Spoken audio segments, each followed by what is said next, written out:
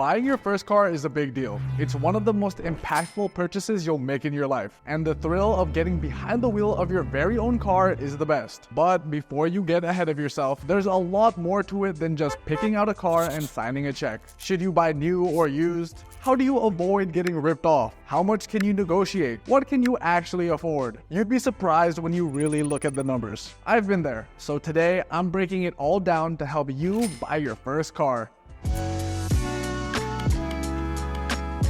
When it comes to buying your first car, walking onto the lot can feel pretty overwhelming. There are just so many price tags. Here's a stat that might surprise you. The average car payment for new vehicles was $735 per month in the first quarter of 2024. That's a lot of money leaving your bank account every month. So let's break down what you need to know so you don't end up spending way more than you can handle.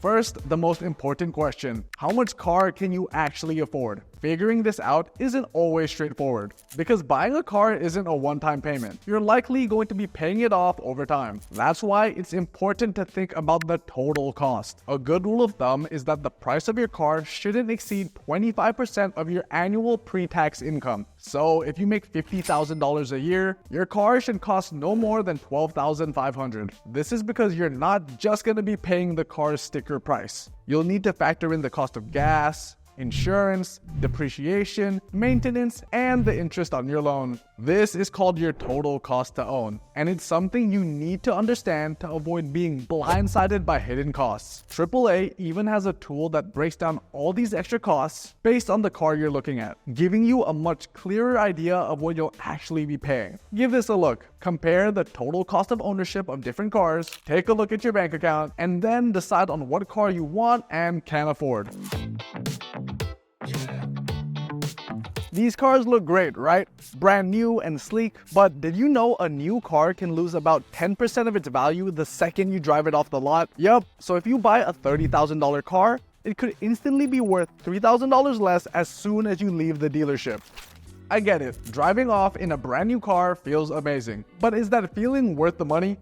Probably not. That's why, for most people, the sweet spot is buying a used car that's 3 to 4 years old with around 30,000 to 40,000 miles. This way, you avoid the biggest depreciation and still get a reliable vehicle that's relatively new. And speaking of reliability, brands like Toyota and Honda are often the best bet if you want a car that's durable and cheaper to maintain. Now, let's touch on buying versus leasing, because this is a decision that a lot of people struggle with. Leasing a car works like this. Instead of paying to own the car, you're essentially renting it for a set period, usually 2 to 4 years. And at the end of the lease term, you return the car or have the option to buy it for what it's worth at that time. Leasing can be tempting because of the lower payments and the ability to drive a new car every few years with fewer maintenance costs. However, the downsides include mileage limits, extra fees for wear and tear, and the fact that you don't own the car in the end. Over time, leasing can end up costing more since you're always making payments but never own the car. If this is your first car, leasing is most likely not the best financial option. Even if you can manage the monthly payments, right now it's smarter to focus on building your savings and investing in your future, rather than locking yourself into an endless cycle of car payments. Once you're more financially secure and have extra money to spare, leasing might make sense if you like to drive a new car regularly. But for now, let's focus on buying a car the right way, and I'll show you exactly how to do that.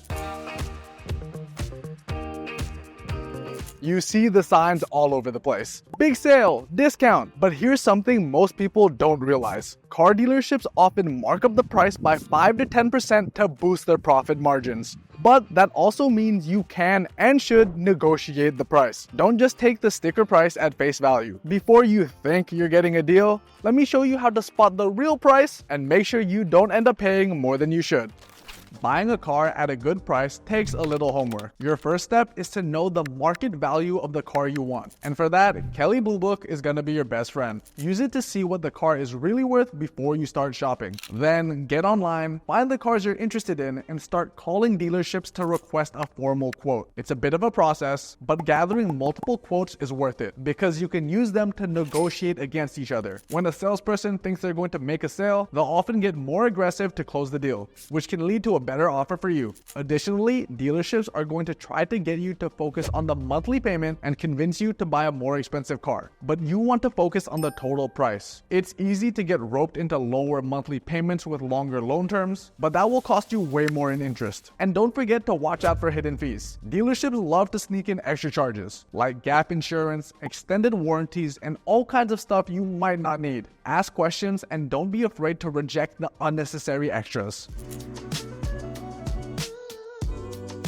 Once you've found the car and settled on the price, the next step is figuring out how to pay for it. Unless you're buying your car in cash, here's how most people finance their purchase. You'll start with a down payment, ideally about 20% of the purchase price. Then you'll take out a loan and make monthly payments over the next few years. But here's where things get tricky. The length of your loan and the interest rate you get will determine how much you're actually paying. It's tempting to go for a longer loan, like 6 or 7 years, to lower your monthly payments. But remember, the longer the loan, the more you'll pay in interest. Ideally, go for the shortest loan you can comfortably afford. And here's where your credit score comes in. A higher credit score typically means you'll qualify for a lower interest rate, which can save you a lot of money over time. For example, if you have a credit score of 721, you could qualify for an interest rate of around 5% on your car loan. But if your score is 650, your interest rate might be closer to 8%. Let's break that down. On a $10,000 loan over 5 years at 5% interest, you'd end up paying $11,322 total. But at 8%, that total jumps to $12,165. That's almost an $850 difference,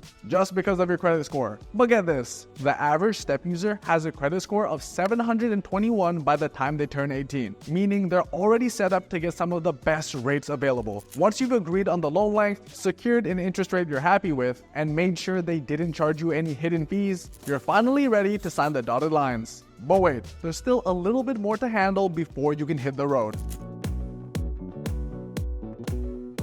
Car insurance is mandatory in almost every state, and the cost varies depending on your age, driving history, and the type of car you're buying. On average, the cost of insurance for young drivers range from about $3,000 to $6,000 per year. But here's something most people don't know. Your credit score can also impact your insurance rates. Drivers with poor credit pay on average 88% more for full coverage than those with good credit. In some cases, this difference can be over $2,000 per year. So keeping your credit in check can make a big difference. Additionally, make sure to get quotes from multiple providers to find the best rate. And if possible, stay on your parents' insurance plan. It's usually much cheaper.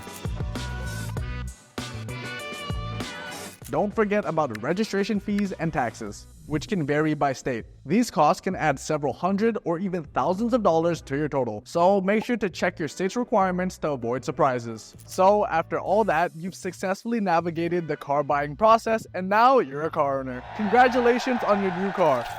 Buying your first car is a big milestone, but it doesn't have to be overwhelming. By understanding your budget, researching the market, and improving your credit score, you can save yourself thousands and get the car you want. Remember, your credit score is a powerful tool that can drastically change how much you pay for your car. Start building your credit now with STEP, and you'll be in the best possible position when it's time to make your purchase. And good luck with your first car.